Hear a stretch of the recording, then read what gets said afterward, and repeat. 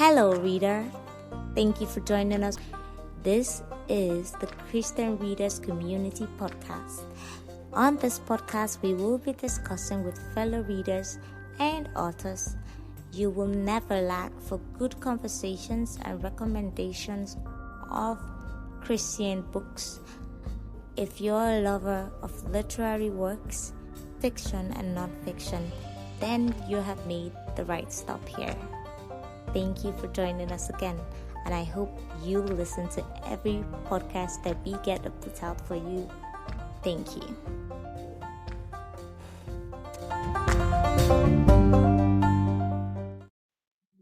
Born and raised in Southern California, C.O Wyler is a Christian who lives in the Pacific Northwest. Having owned a business for over 30 years, she is retired and enjoys spending time with her family and traveling. Author of the End Time series consisting of 2 books titled Untaken, 12 Hours Following the Rapture, and Untaken 2, 12 Days Following the Rapture. To God be the glory.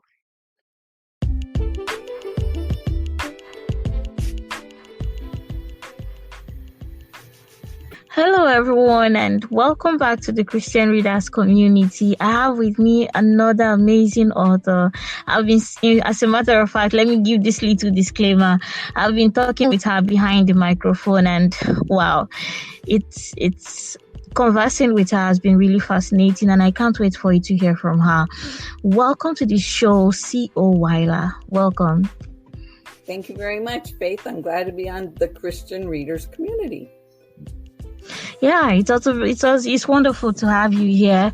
And like I told you before this recording started, I first read in 2023, but I knew I downloaded it from Smashwords 2022 ending, and finally got to read it in 2023.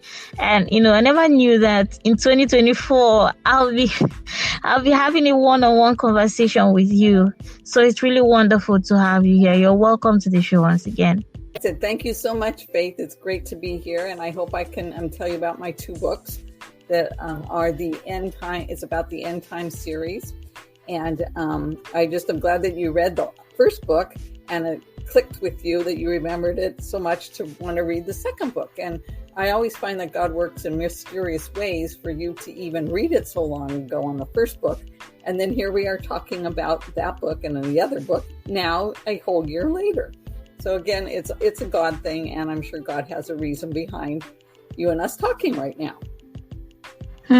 I believe so too. So you've published the second book in the Untaken series, and I was privileged to read that book just before I started this recording with you, and I'm really, really glad I read this book. The ending really touched my heart, really, really touched me. But before we talk about it, I wouldn't want to jump ahead of myself. You published this second book this year, right? Correct. Just March 31st, I think it was March 30th of this year. Oh, wow. So without wasting much time, tell us about the book Untaken. The book is in current day. The series, rather. It's a series. It's in current day. And the first one is called Untaken, 12 Hours Following the Rapture.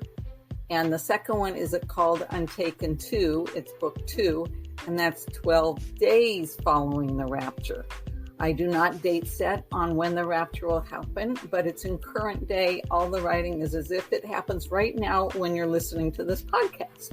What would happen right now if the rapture occurred? Would you be left behind? And that's the whole story between these 2 books that could obviously be into more in the future if I wanted to keep writing.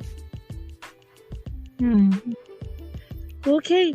Yeah, so you wrote this book 12 hours after the rapture, and you detailed 12 hours in one book.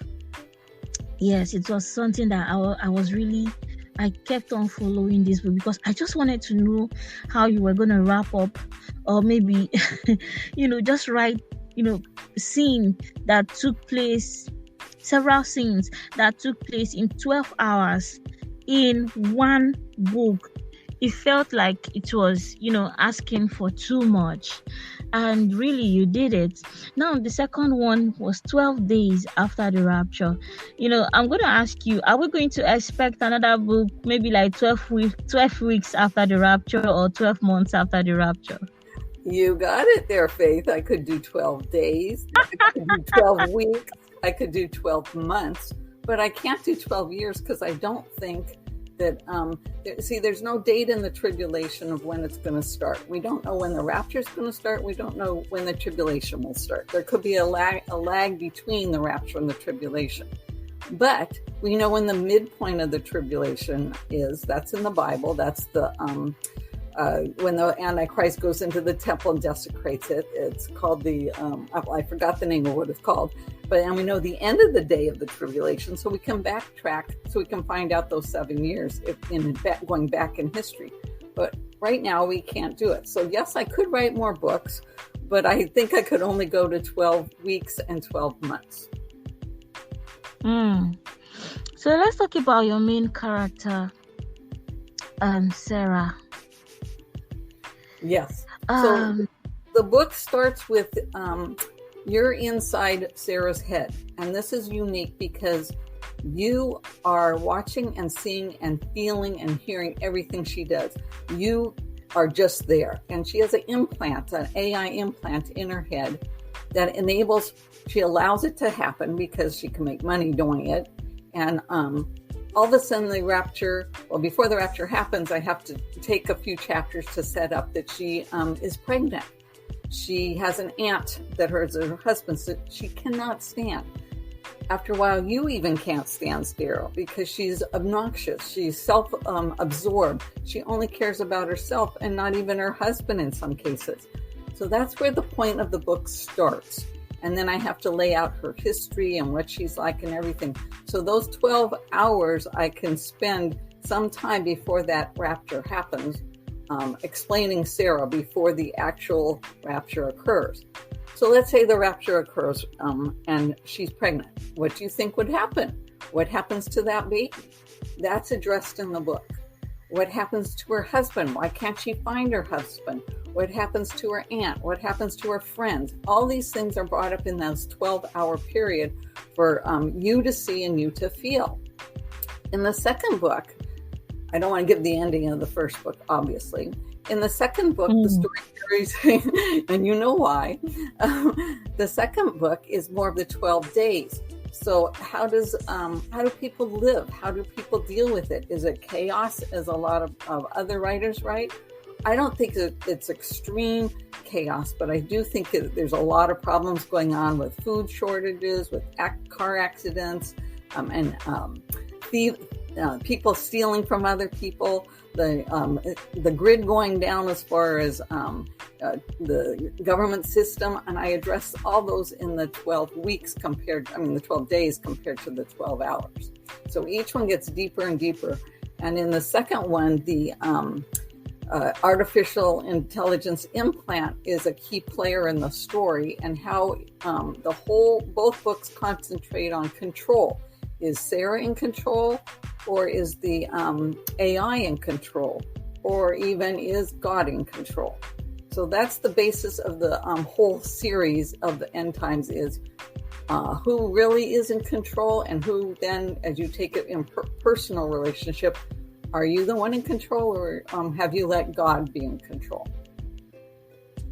Yeah, this book it's unconventional. Yeah, it's different from the usual, pre-rapture and post-rapture books I have ever read. So my question is this: what inspired this book?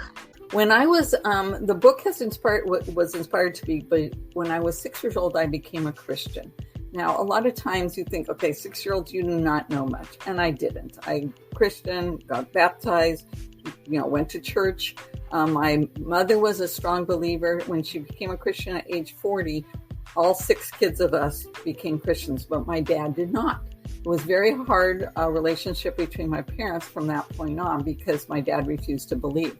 So, of course, I went my way as I went through my teen, high school years, even into college. And when I was 19, I rededicated myself to the Lord. I said, nope, I can't live this type of lifestyle. I now know God really, what he means to me. I married a wonderful Christian man and had 2 sons. During that time period, though, I've always had this nagging thing about the rapture. So I started writing the book 35 years ago when my son was my firstborn was a baby. And I just would write a little bit here and there. And I almost had it published. The famous publisher didn't, they wanted me to change it. And it was during the Left Behind series.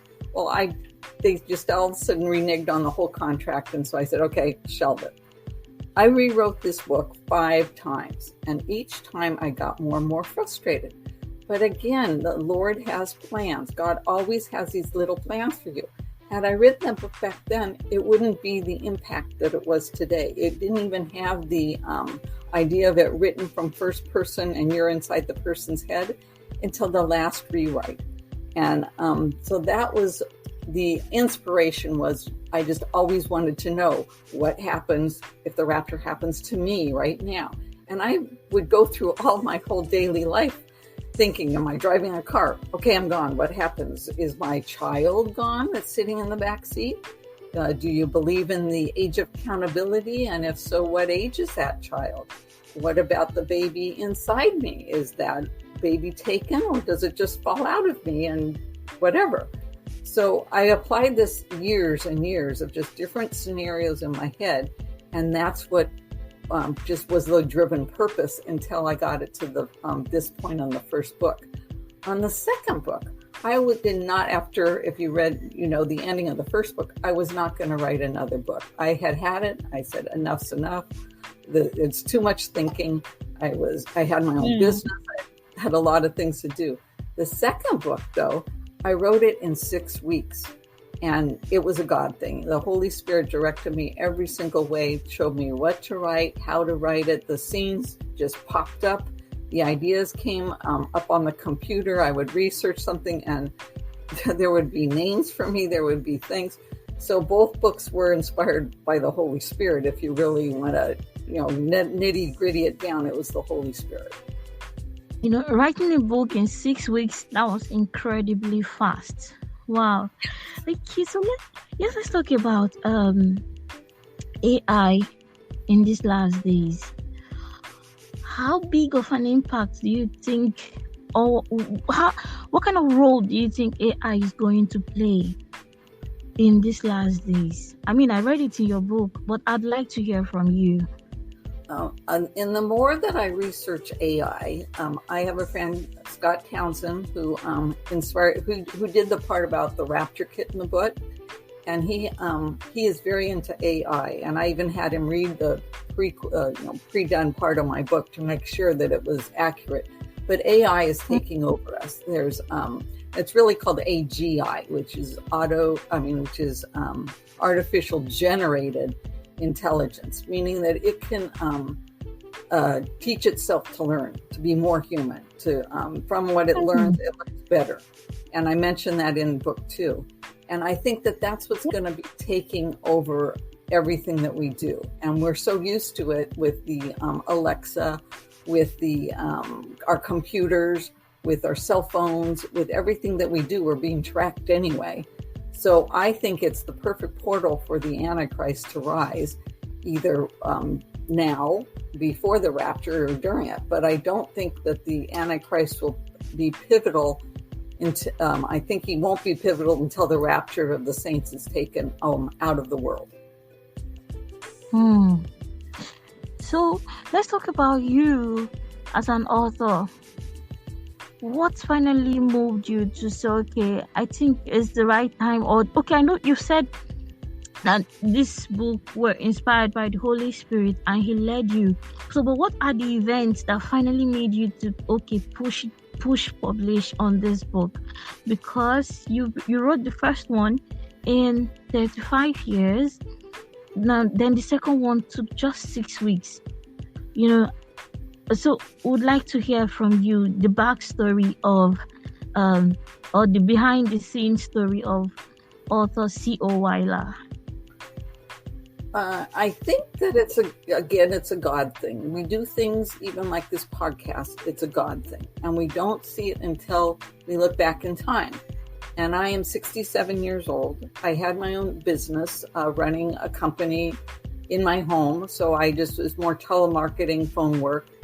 And I had raised my children in my home. And so I had a lot of free time when I wanted to write things or to research things. And I think the way the world, there's a verse in the Bible about knowledge increasing. That, I think, was the portal or the launching pad to get me to, oh, well, wait, if AI does this, what's AGI? What is the WEF, the World Economic Forum? What about the banking system? All these things, because I dealt with them in my everyday life, as you do too, made me start pushing myself to think, what more? And that's why there could be a third book, although this one stressed me out enough going 6 weeks.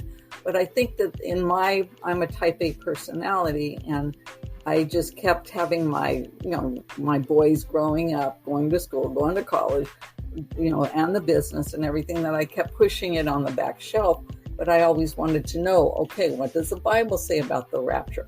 What does the Bible say about the children age of accountability? So then I would look up pastors, what they would believe. I'd read other books. So a lot of it was just the Lord getting into my brain saying, well, what about, let's say, the handicapped people? Will they be taken? Can they become Christians? There's just so many little things that we don't know that are not in the Word of God. And we have to, I don't want to assume, but I'm doing the what if.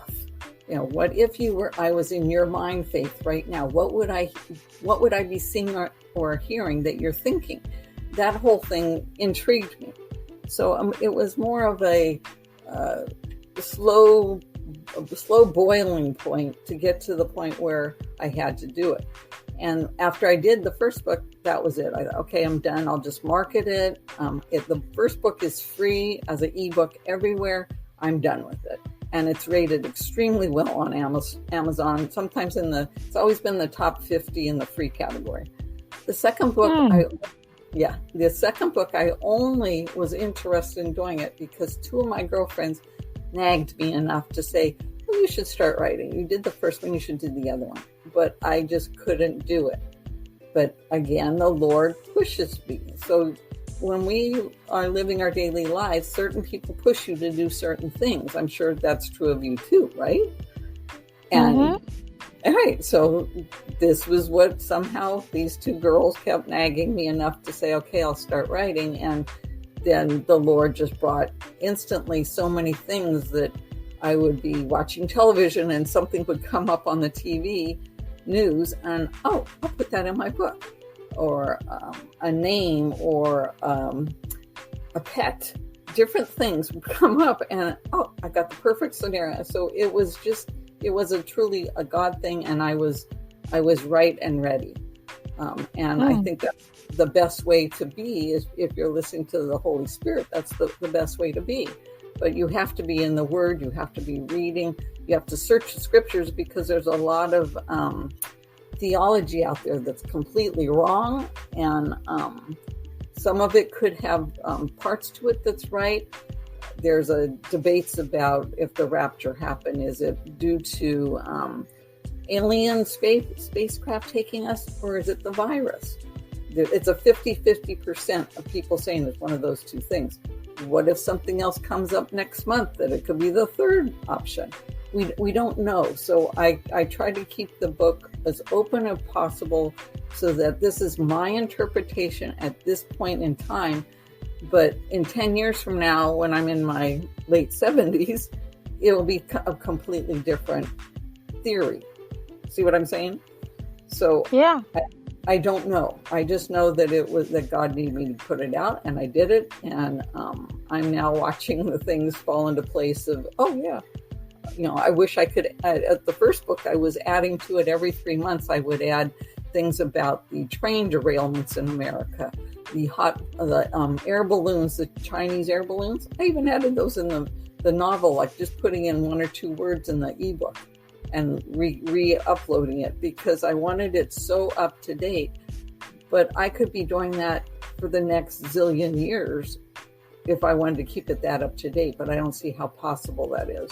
So I just want the Lord to come back so then that way my book stays current.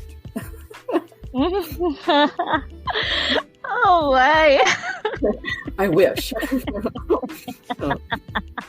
I know. What a powerful way to end your statement. What a powerful closing line. Oh, I've got a better one for you. But anyway, the other thing is about the book is I was waiting to hear the other one. The other thing that's interesting about the book is the first one. When I first put it out, I thought, okay, no one's going to be interested in this, and I would email it to I would email a blurb to pastors all over America, famous book writers about prophecy. Trying to get the book out, trying. Okay, Lord, I'm trying to trust you, but I don't know. And the Terry James, who's a prophecy writer, he read it.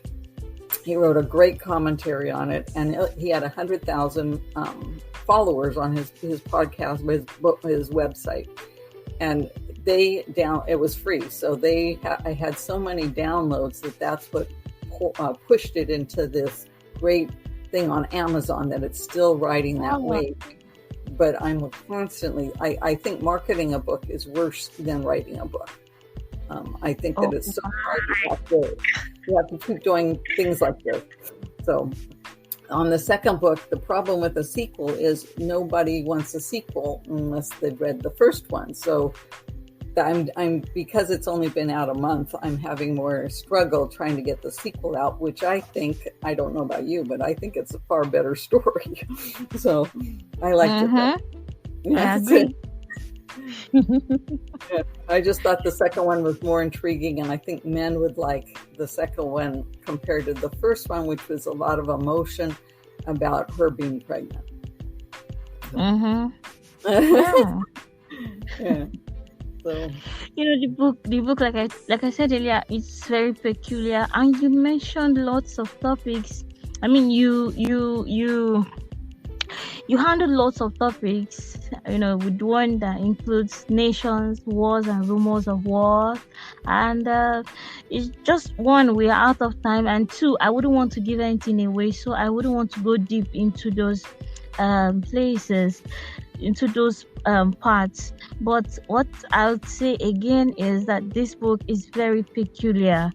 I mean, you see the rapture and the events after rapture happening through someone's mind. I mean, while I was reading the book, it felt like I was one of the viewers, and to hear a fictional character talking to me and asking me questions while she narrated the story is, okay. it was wonderful.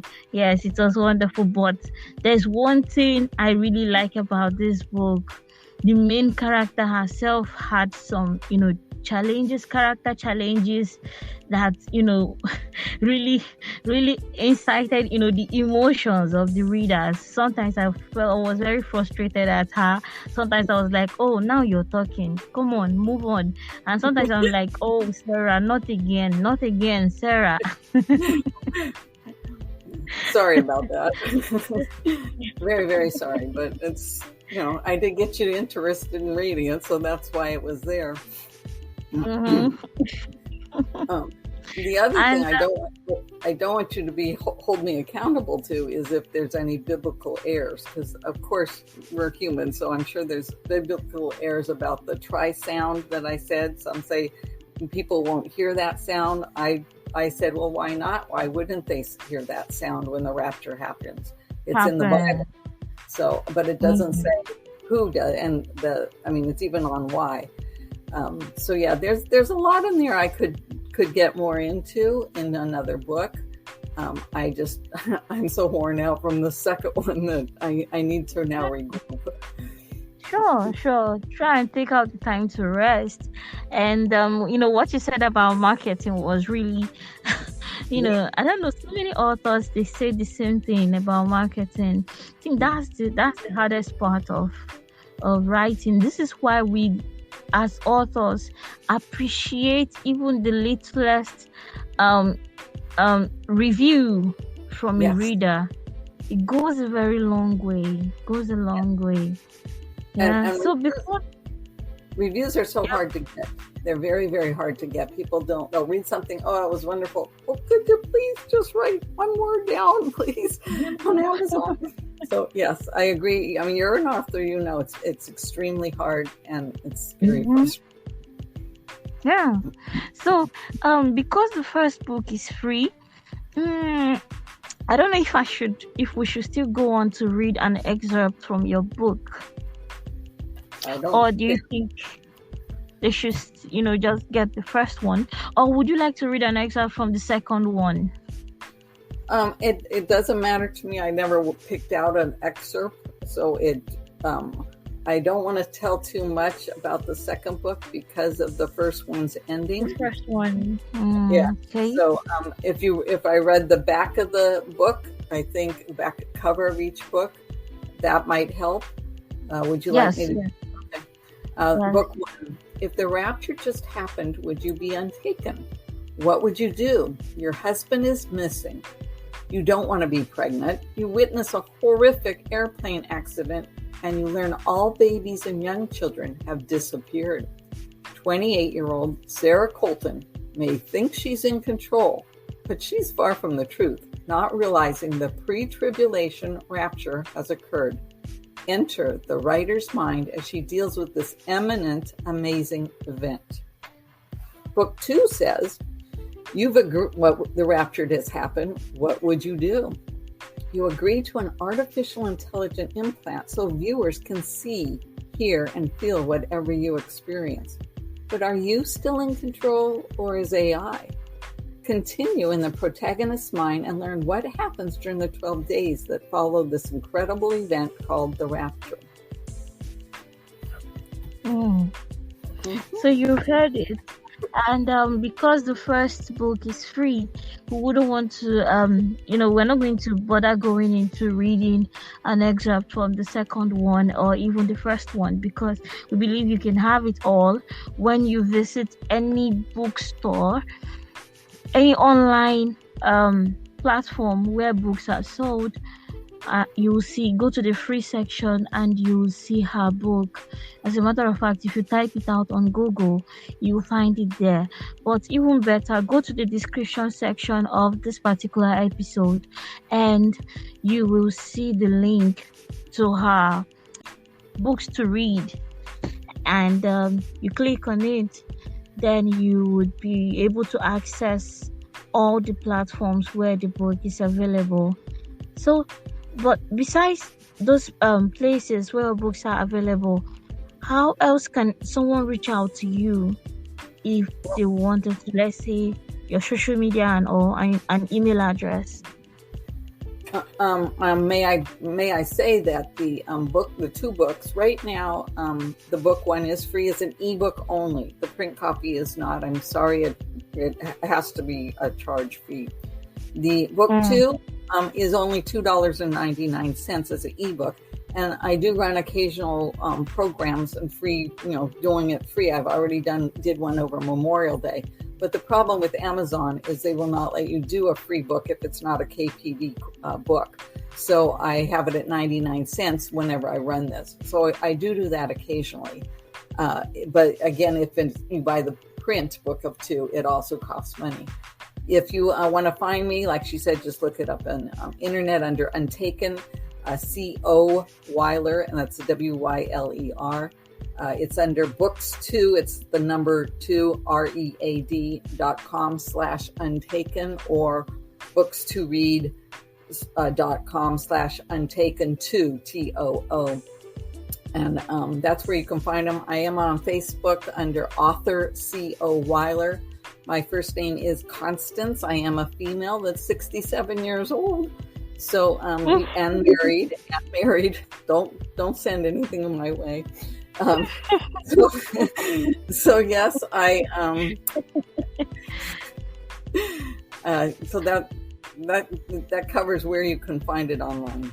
Remember, I'm 67 years old. I can only handle one thing at a time.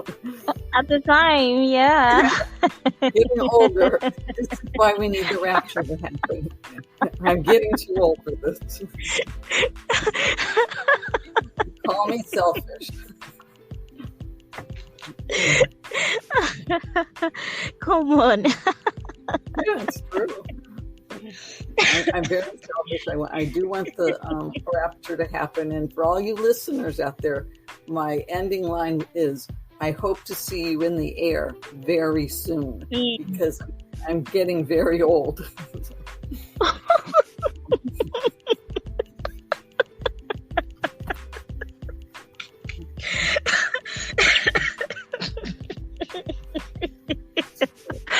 Oh my God.